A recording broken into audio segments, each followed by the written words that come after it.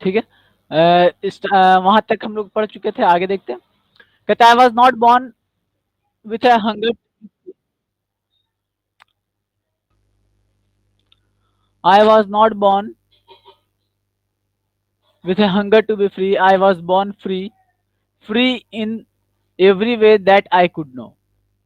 Free to run in the fields near my mother's hut, free to swim in the clear stream that ran through my village, free to roast mealies under the stars and ride the broad backs of slow moving bulls.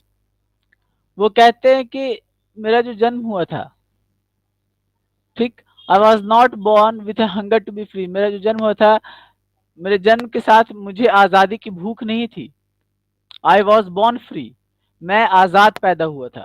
Free in every way that I could know, जहां तक मैं जानता था वहां तक मैं क्या था, आज़ाद था। जहां तक मैं जान सकता था, जहां तक मेरी सोच थी आज़ादी को लेकर, वहां तक मैं खुद को ये पाता था कि मैं आज़ाद था। Free to run in the fields near my mother's hut, मैं आज़ाद था अपने माँ के घर के आसपास आराम से मैदान में घूमने के लिए, दौड़ने के लिए। Free to swim in the clear stream that run through my village, मैं आज़ाद था अपने गाँव के उस नहर में, जो पानी जाती थी उस नहर में मैं आराम से मैं क्या था, तैर सकता था। Free to roast mealies under the stars and ride the broad backs of slow moving bulls, और रात में मैं आराम से सितारों के नीचे मैं क्या कर सकता था, मिलीज पका सकता था, रोस्ट कर सकता था। मिलीज रोस्ट करना मतलब कबाब, एक तरीके से रोस्ट का मतलब होता है जब हम किसी चीज को डायरेक्ट पकाते हैं ना, कुछ धागा में डालकर या तिनका में डालकर, ठीक है। जैसे मुर्गा मुसल्लम का नाम सुने होगे, उसको डायरेक्ट पकाया जाता है, ठीक है। हाँ, सीख में डालकर बनाते हैं, ठीक है।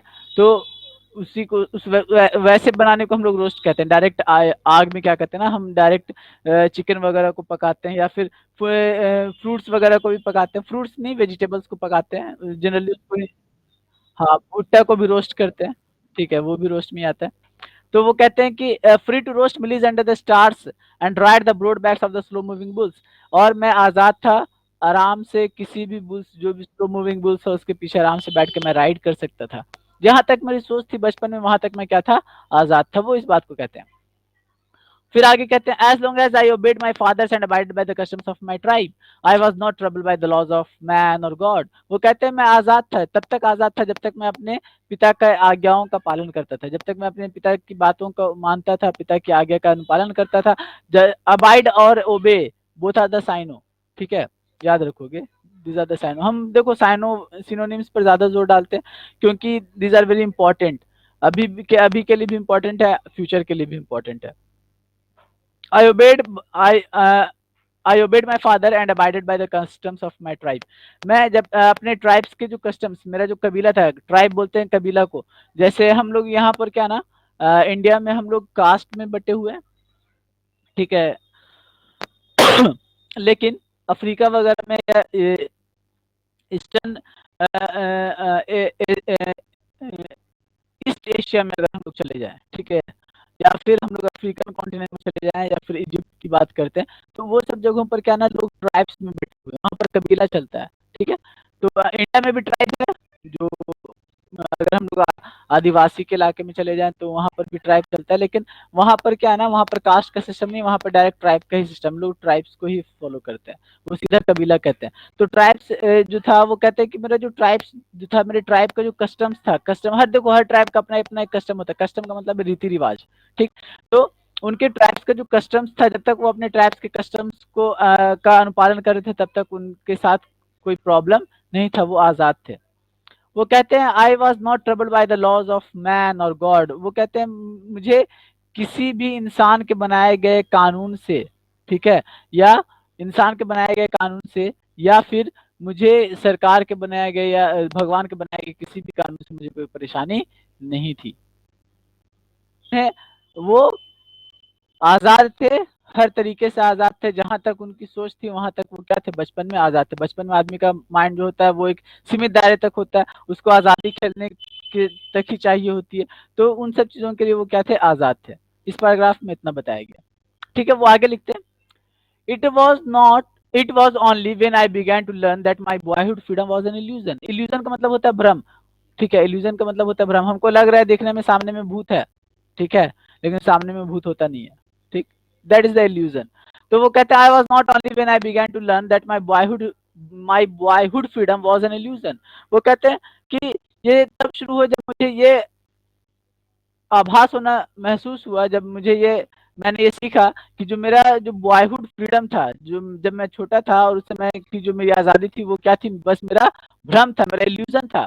When I discovered as a young man, जब मैं जवान हुआ, that freedom had already been taken from me, तो मुझे ये महसूस हुआ कि मेरी जो आज़ादी थी वो मुझसे छीन ली गई है।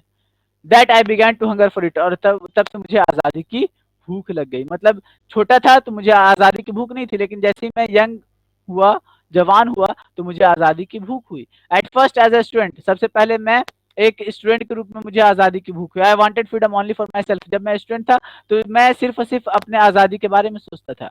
The transitory freedoms of being able to stay out at night, और स्टूडेंट लाइफ में फ्रीडम क्या होता है, लड़कों को लगता है कि मैं रात में क्या कर सकूं, थोड़ी देर इधर उधर घूम सकूं। तो this was the transitory freedom. Transitory का मतलब होता है टेम्पररी, ठीक है। Transitory, temporary, both are the sign of. तो कहते हैं कि ये जो स्टूडेंट लाइफ जो थी मेरी, उस स्टूडेंट लाइफ में मेरा जो फ्रीडम था वो मुझ तक ही क्या था, सीमित था, ठीक है। और वो फ्रीडम मेरे लिए क्या था कि मैं रात में क्या कर सकूं, बाहर रह सकूं, read and what I please and go where I choose, और मैं जो चाहूं वो पढ़ूं, मैं मुझे जहां आनंद मिले जाने के लिए, जहां मेरी जाने की इच्छा हो मैं वहां जाऊं।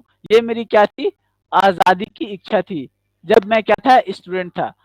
ठीक, इस इन सारे लाइंस में डिस्टिंग्विश करते हुए चलोगे, और हम इसको अलग अलग करते हुए बता रहे हैं क्योंकि ऐसा क्वेश्चन आगे क्वेश्चन आंसर में इस टाइप का क्वेश्चन पूछा गया, ठीक है। आगे कहते हैं later as a young man, फिर जब मैं थोड़ा सा बड़ा हुआ, जब मैं जवान हो गया और जोहान्सबर्ग में था, यानी उनकी जो जवानी थी वो जोहान्सबर्ग में गुजरी है। ये यहाँ तक जो था वो स्टूडेंट लाइफ के बारे में था, ठीक है। और यहाँ पर एज अ यंग मैन की बात की जा रही है, ठीक। तो जब वो जोहान्सबर्ग में थे एज अ यंग मैन, वो कहता I yearn for the basic and honourable freedoms of achieving my potential, of earning my keep, of marrying and having a family, the freedom not to be obstructed in a lawful life। वो कहते हैं कि जब मैं Johannesburg में था, आई yarn, yarn का मतलब होता है, दैट मीन्स के जब हम किसी चीज के लिए रोते हैं, यार्न, यार्न का मतलब होता है टू हेल्प, ठीक है। वीप भी कह सकते हैं। यार्न इज, यार्न जो है वो रोने का बहुत बड़ा दायरा है, ठीक है। उसमें हमको तकलीफ भी होती है रोने पर, ठीक है। तो मुझे क्या था, इस बात का मुझे तकलीफ था कि मैं अपने बेसिक नेसेसिटीज को और मेरा जो एक इंडिविजुअल फ्रीडम जो होता है, ठीक है, वो उसको भी मैं क्या कर पा रहा था, अचीव नहीं कर पा रहा था। मेरी जो पोटेंशियल थी, मेरी जो ताकत थी, मेरी जो क्षमता थी, मैं उस क्षमता तक भी क्या था, आज़ादी को नहीं जी पा रहा था। वो कहते हैं of earning my keep, even के मैं ठीक से कमा भी नहीं सकता था। ऑफ मैरिंग, ना ही मैं सही से अपने मन मुताबिक शादी कर सकता था। एंड हैविंग ए फैमिली, ना मैं अपने मन मुताबिक अपने परिवार को चला सकता था। The freedom not to be obstructed in lawful life, जो आज़ादी थी वो क्या थी, not to be obstructed in lawful life. उनकी जो लाइफ थी वो लॉफुल थी। तो आज़ादी जो थी, अगर देखा जाए तो वो कहते हैं freedom not to be obstructed in lawful life. उनकी जो लॉफुल लाइफ थी उसमें आज़ादी जो थी वो क्या थी, वो ऑब्स्ट्रक्शन का काम करती थी। ऑब्स्ट्रक्शन का मतलब क्या होता है, रुकावट, ठीक है। उनकी लाइफ जो थी वो लॉफुल थी, लेकिन आज़ादी जो थी उनकी लॉफुल लाइफ में क्या करी थी, रुकावट का काम करी थी। क्यों रुकावट का काम करी थी, क्योंकि उनकी लाइफ लॉफुल थी लेकिन फिर भी उनकी लाइफ आज़ाद नहीं थी, और इसीलिए आज़ादी की वजह से उनकी लॉफुल लाइफ जो थी वो हिंडर कर रही थी, ऑब्स्ट्रक्ट कर रही थी। ऑब्स्ट्रक्ट, हिंडर एंड रेस्ट्रिक्शन कह सकते हैं, और रेसिस्टेंस, ये सब साइनों है। अगर नहीं समझ में आता है तो ये सब लिखते जाओगे, अपने कॉपी वगैरह में काम देगा फ्यूचर में। But then I slowly saw that not only was I not free, but my brothers and sisters were not free। लेकिन वो कहते हैं धीरे धीरे मुझे यह आभास हुआ कि that not only was I not free, मुझे ये महसूस हुआ कि सिर्फ मैं ही नहीं हूं जो आज़ाद नहीं हूं, बट माई ब्रदर्स, लेकिन मेरे जो भाई हैं, मेरी जो बहन है, वो भी आज़ाद नहीं है। I saw that it was not just my freedom that was curtailed, मुझे वो कहते हैं कि सिर्फ मैं नहीं था जिसकी आज़ादी जो थी वो छिन गई थी, कम हो गई थी, but the freedom of everyone who looked like I did. वो कहते हैं लेकिन उन सभी लोगों की आज़ादी जो बिल्कुल मेरी तरह दिखते थे, जैसे मैं दिखता हूँ वैसे जो लोग दिखते थे, उनकी आज़ादी क्या थी, खत्म थी, उनकी आज़ादी छीन ली गई थी, उनकी आज़ादी को रोक दिया गया था। That That is when I joined the African National Congress, and that is when the hunger for my own freedom became the greater hunger for the freedom of my people. वो कहते हैं जब ये तब हुआ जब मैं Indian sorry African national Congress join किया, और जो मेरी भूख थी, जो मेरे खुद तक सीमित थी उस समय, अफ्रीकन नेशनल कांग्रेस, वो कहते हैं कि जिस समय मैंने अफ्रीकन नेशनल कांग्रेस ज्वाइन किया था, तो उस समय क्या थी कि आज़ादी जो थी वो मुझ तक ही सीमित थी। मुझे लगता था कि मैं खुद को ही आज़ाद करना चाहता हूँ। लेकिन जब मैंने अफ्रीकन नेशनल कांग्रेस ज्वाइन किया, तो जो मेरी आज़ादी जो थी, जो मेरी खुद तक सीमित थी, वो अब क्या हो गई, मेरे देशवासियों, मेरे देश के लोगों के तक वो आज़ादी का दायरा बढ़ गया। तो वो कहते हैं it was not this desire for the freedom of my people,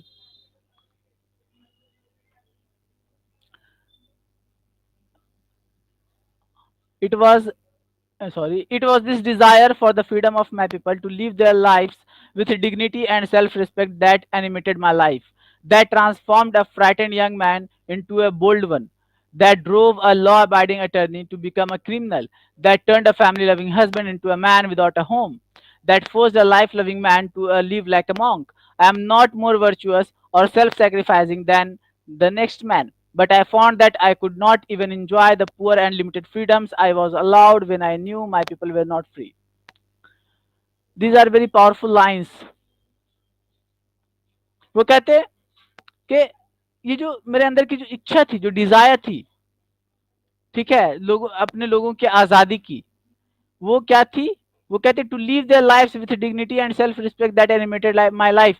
जो मेरे अंदर जो डिजायर आ गई थी ना, लोगों के, अपने देश के लोगों के हित के बारे में, हित के लिए काम करने की, ठीक है, ताकि मैं अपने देश के लोगों को क्या कर सकूं, आजादी दिला सकूं कि वो अपनी जिंदगी अपने मुताबिक जी सके, उनको भी क्या मिले, सेल्फ रिस्पेक्ट मिले, ठीक है। इस यही चीज जो थी उसने मेरे लाइफ को क्या किया, एनिमेट कर दिया। एनिमेट का मतलब होता है, देखो एनिमेट का मतलब होता है दैट कैन बी मैन, इंसान जो है किसी चीज को अपने मुताबिक अगर बनाना चाहे, ठीक है, तो उसको एनिमेट कहते हैं। एनिमेट से बना एनिमेशन, कार्टून वगैरह जो होता है वो एनिमेटेड होता है, ठीक है। तो वही वो कहते हैं कि मेरी लाइफ जो थी वो बिल्कुल कार्टून जैसी हो गई थी। और ये कार्टून जैसी लाइफ होने के कारण क्या था, कार्टून यहाँ पर वो कार्टून, ये I think I am using the metaphor instead of using animated, I am using the word cartoon. It is a kind of a metaphor, don't take it seriously। वो कार्टून रियल वाला cartoon मत समझ जाओगे, ये metaphor के रूप में मैं बता रहा हूँ, ठीक है। तो वो कहते हैं कि मेरी जो लाइफ थी वो बिल्कुल एनिमेटेड हो गई थी। और एनिमेटेड कैसे हो गई थी, वो आगे इस बात को बताते हैं अपने लाइफ के बारे में, that transformed a frightened young man into a bold one, कि एक ऐसा इंसान जो क्या था, बिल्कुल डरपोक था, वो क्या हो गया, नीडर हो गया। That drove a law abiding attorney to become a criminal, एक ऐसा इंसान जो क्या था, law abiding attorney. Attorney you know, attorney जो होता है वो पब्लिक प्रोसिक्यूटर होता है। You know what is a public prosecutor? Public prosecutor is like government advocate, ठीक है। तो वो कहते हैं कि लॉ अबाइडिंग अटर्नी एक ऐसा आदमी जो क्या था, एडवोकेट था, और कानून को मानने वाला था, कानून का अनुपालन करने वाला था, वो क्या बन गया, क्रिमिनल बन गया। That turned a family loving husband into a man without a home, एक ऐसा आदमी जिसे अपने घर वालों से बहुत प्यार था, वो इंसान को उसने क्या किया, वो इंसान जो था वो अब क्या हुआ, घर से बाहर हो गया, उसे अपने घर, उसके अंदर जो घर के प्रति जो प्यार थी वो खत्म हो गया। That forced life loving man to live like a monk, एक ऐसा इंसान जिसको अपनी जिंदगी से प्यार था, उसे क्या हुआ, एक सन्यासी वाली जिंदगी जीनी पड़ी। देखो एक इंसान के अंदर ये सारे वर्ड्स, एक ये सारे सेंटेंस जो वो एक दूसरे के बिल्कुल अपोजिट है, ठीक है। You can say these are the example of antithesis। I have already told you, teach you about the antithesis, the literary device। याद है ना, क्लास में बताए थे लिटरेरी डिवाइस। हाँ, हाँ, तो एंटीथेसिस में क्या था, सारा एंटीथेसिस है ना। हाँ, एक, हाँ, एक ही लाइन में कॉन्ट्रेरी बात होता है। तो यहाँ पर क्या है, कॉन्ट्रेरी बात है कि एक इंसान जो है वो क्या है, लाइफ लविंग मैन है, और उसको कैसा जिंदगी जीना पड़ रहा है, मॉन्क की तरह जीना पड़ रहा है। अब देखो अगर इस सेंटेंस को सिर्फ उठाएंगे तो इस सेंटेंस में क्या, एक और तुमको लिटरेरी डिवाइस दिख रहा, लाइक। लाइक जो है वो क्या है, सिमली है, सिमली की तरह इस्तेमाल करते हैं, ठीक। तो ये इसमें सीधा सीधी ये बात बताया गया कि एक इंसान की जो जिंदगी थी वो पहले कैसी थी और बाद में कैसी हो गई। और ये सारा का सारा किसकी वजह से झेलना पड़ा है, सिर्फ और सिर्फ एक डिस्क्रिमिनेशन, एक सिस्टम की वजह से। और वो सिस्टम क्या था, रेशियल डिस्क्रिमिनेशन था, that is called the apartheid. वो कहते हैं I am no more virtuous और self sacrificing than the next man, but I found that I could not even enjoy the poor and limited freedoms I was allowed when I knew my people were not free। वो कहते हैं क्या I am no more virtuous और self sacrificing. मेरे बगल में जो इंसान खड़ा है, ऐसा नहीं कि मैं ही सिर्फ इन सब चीजों का को त्याग रहा हूँ, मेरे बगल में जो व्यक्ति खड़ा है उसे भी इन्हीं सब चीजों का सामना करना पड़ रहा है। But I found that I could not even enjoy the poor and limited freedoms.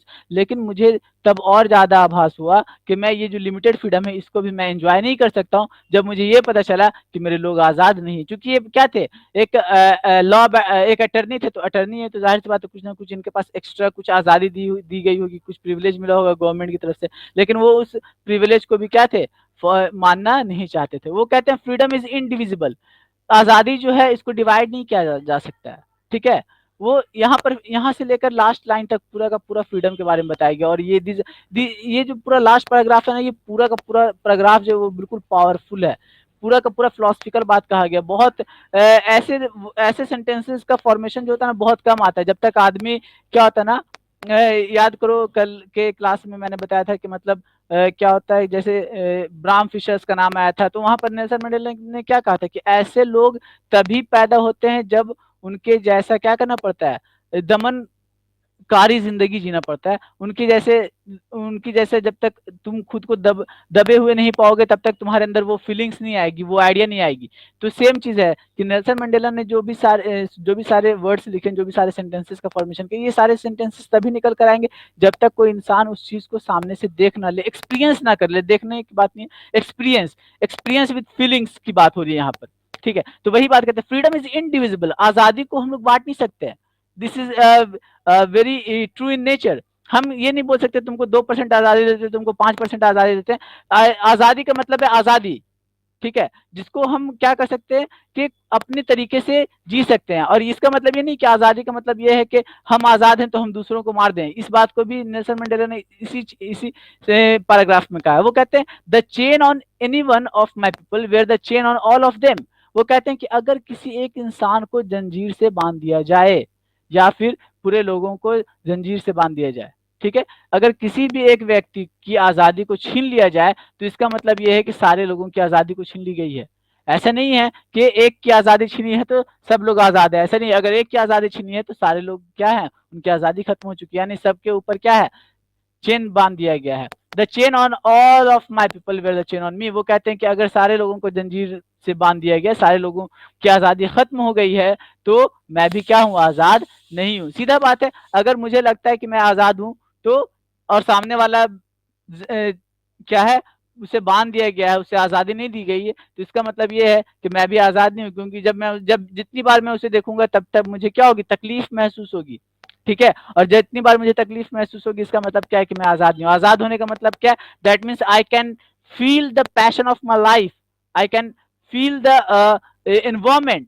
आजादी का मतलब ये है कि मैं खुद के आसपास के एनवायरमेंट को महसूस कर सकूं। अगर मुझे सामने वाले को देखकर अगर तकलीफ महसूस हो रहा है तो इसका मतलब ये है कि मैं आजाद नहीं हूँ। सीधा बात है। तो अगर सामने वाले के ऊपर अगर चेन लगा हुआ है तो मेरे ऊपर भी वही चेन लगा हुआ है, क्योंकि वो जब आजाद नहीं तो मैं भी आजाद नहीं हूँ। इस बात को यहाँ पर नेल्सन मंडेला ने कहा। वो आगे कहते हैं, लास्ट पैराग्राफ है, I know that the oppressor must be liberated just as surely as the oppressed. वो कहते हैं ऑपरेशन, देखो यहाँ पर दो वर्ड है, ऑपरेसर और ऑपरेस्ड। ऑपरेसर और ऑपरेस्ड। ऑपरेसर वो जो किसी का दमन करता है, किसी को दबाता है, और ऑपरेस्ड वो जिसको दबाया जाता है। ठीक है, दोनों में डिफरेंस समझ में आ रहा होगा जो मैंने कहा है। वो कहते हैं आई know that the oppressor must be liberated. मैं जानता हूं कि जो ऑपरेसर है उन्हें भी क्या करना चाहिए, छोड़ देना चाहिए, आजाद कर देना चाहिए। Just as surely as the oppressed, जैसे किसी को दबाया गया है, कोई किसी का दमन हुआ है, तो जो दमनकारी है, दमनकारी को भी क्या करना चाहिए, छोड़ देना चाहिए। जैसे जैसे जिसका दमन हुआ उसको छोड़ा जा रहा है। क्यों? क्योंकि अगर दमनकारी को अगर हम दबा देंगे तो इसका मतलब क्या है, मैं भी वही काम कर रहा हूँ जो काम उसने किया। इस तरीके से एग्जाम्पल देकर समझो कि मान लो कि मैं किसी इंसान को बंधक बना लेता हूँ, ठीक है, और बंधक बनाने के बाद अभी मैं बहुत पावरफुल हूँ, अब वो इंसान छूट गया किसी पावर के जरिए, और तो फिर वो क्या करेगा, मुझे क्या करेगा, बंधक बना लेगा। तो इसका मतलब क्या है, वो भी वही काम करे जो काम मैंने किया। तो यही नेल्सन मंडेला कहते हैं कि ऐसा करना भी क्या है, गलत है। वो कहते हैं a man who takes away another man's freedom is a prisoner of fated. वो कहते हैं एक इंसान जो किसी दूसरे इंसान की आजादी को छीन लेता है वो क्या है, वो नफरत के कैद में से घिरा हुआ है। He is locked behind the bars of prejudice and narrow mindedness. वो कहते हैं कि वो क्या है, he is locked behind the bars, bars का मतलब होता है जेल, ठीक है, वो जेल के भीतर है। और वो जेल किस चीज का है, वो जेल है प्रिजुडाइस का। प्रिजुडाइस का मतलब होता है जब हम किसी चीज को लेकर बिना कारण के किसी चीज को लेकर बहुत ज्यादा नफरत करते हैं, या मेरी सोच जो है वो बहुत संकीर्ण है। नैरो माइंडेडनेस का मतलब है बहुत तीक्ष्ण सोच रखने वाला, बहुत नीची सोच रखने वाला, ठीक है। तो जो लोग नीची सोच रखते हैं वो क्या होते हैं, किसी भी चीज को लेकर बहुत ज्यादा कंजर्वेटिव होते हैं। एक तरीके से दूसरा वर्ड का इस्तेमाल कर सकते हैं, conservative mind. Conservative word simple है, आसानी से लोग समझ जाते हैं, ठीक है। तो he is locked behind the bars of prejudice and narrow mindedness. वो कहते हैं I am not truly free if I am taking away someone else freedom. वो कहते हैं मैं बिल्कुल आजाद नहीं कह सकता खुद को, आई एम नॉट ट्रूली फ्रीडम। मैं अगर सच कहा जाए तो मैं पूरी तरह से आजाद नहीं हूं अगर मैं किसी दूसरे की आजादी को छीन लेता हूं। Just as surely as I am not free when my freedom is taken from me. उसी तरीके से जैसे मेरी आजादी को कोई दूसरा छीन ले। मतलब ये है कि अगर मैं किसी दूसरे की आजादी को छीन लेता हूं तो इसका मतलब ये है कि मैं आजाद नहीं, उसी तरीके से जैसे किसी दूसरे ने मेरी आजादी को छीन लिया हो। The oppressed and the oppressor are like the oppressed and the oppressor alike are robbed for their humanity. वो कहते हैं कि ऑपरेसर और जो ऑपरेस्ड होते हैं और जो ऑपरेसर होते हैं वो बिल्कुल इस तरीके से कि उन्होंने क्या किया है, मानवता को रॉब्ड कर लिया।